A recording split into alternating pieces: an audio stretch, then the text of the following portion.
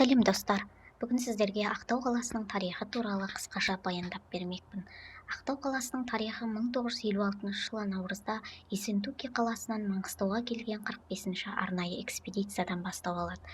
Кольцовский экспедициясы Маңғыстаудан уран фосфатты кен іздеп 7 жыл бойы ізденіс жүргізеді. Сол кезде экспедиция мүшелері ұшақтың ұшып қонуына ыңғайлы әрі тегіс, бір жағынан геолог, құрылысшы, бұрғылаушылар үшін жайлы жерді таңдап алады. Ол қаланың қазіргі бірінші шағын ауданының тұсындағы теңізге сұғынып жатқан тұмсықтан Ақтау теңіз портына дейінгі доғаша иілген ойыс жиек еді. Ол жерді жергілікті халық қолтық деп атаған. Экспедиция миссиясы аяқталғаннан кейін Ақтауда құрылыс қарқынды басталады. Бұл кезде аймақ Гурьев 20 деп аталады. Барлық құпия қалалар секілді санмен белгіленген. Мұнай мен газ табылған кезде қаланың құрылысы одан сайын жанданады.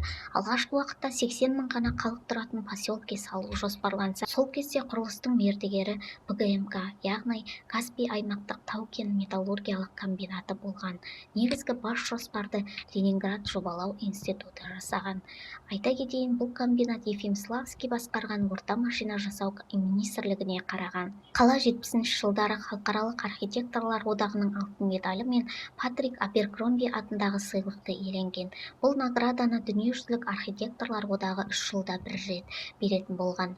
Яғни қолайсыз табиғатта адамдардың өмір сүруіне жағдай жасалған қалаға беріледі екен. Сол жылы бұл атаққа әлемнің 53 қаласы таласыпты. Ақтаудағы алғашқы үйлер жергілікті ұлттастан салынған. Қаладағы ең бірінші бетон блоктан салынған үй 6-шы шағын аудандағы 13-ші үй. Қала үйлерін салу кезінде ерекше ереже тәртіп болған деседі. Үйлердің нөмірі қарамен жазылған, ал құрылыс кезінде жұмысшы қайтыс болса, қызылмен жазатын болған.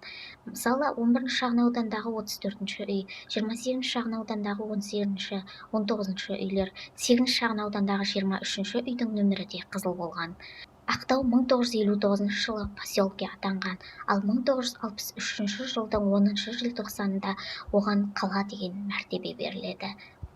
1964 жылы қаланың атауы Украин ақынының құрметіне Шевченко болып өзгертіледі.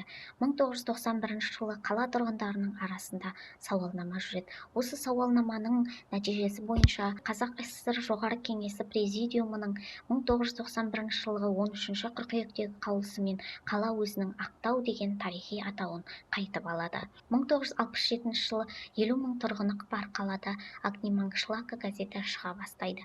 670 орындық юбилейный кинозалы салынады. 1969 жылы Ақтау қонақ үйі, алғашқы балалар кітапханасы мен балалар ауруханасы ашылды.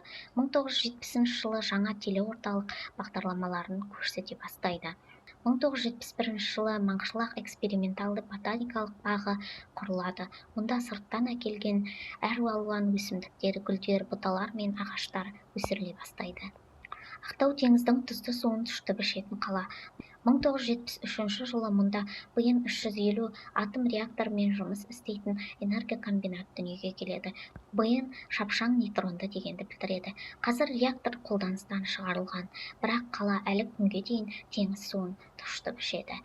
Былтыр, яғни 2018 жылы қаланың 55 жылдық мерейтойы өтті.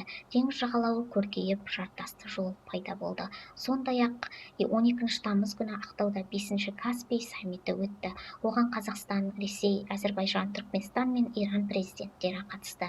Ақтауда өткен саммитте осы 5 елдің арасындағы маңызды құжат Каспий теңізінің құқықтық мәртебесі туралы конвенцияға қол қойылды. Ақтау қаласының қысқаша тарихы осылай. Ақтау өте ерекше қала. Оның өзгешелігі, қызықты оқиғалары, қаланың көрікті жерлері туралы келесі видеомда толық тоқталатын боламын.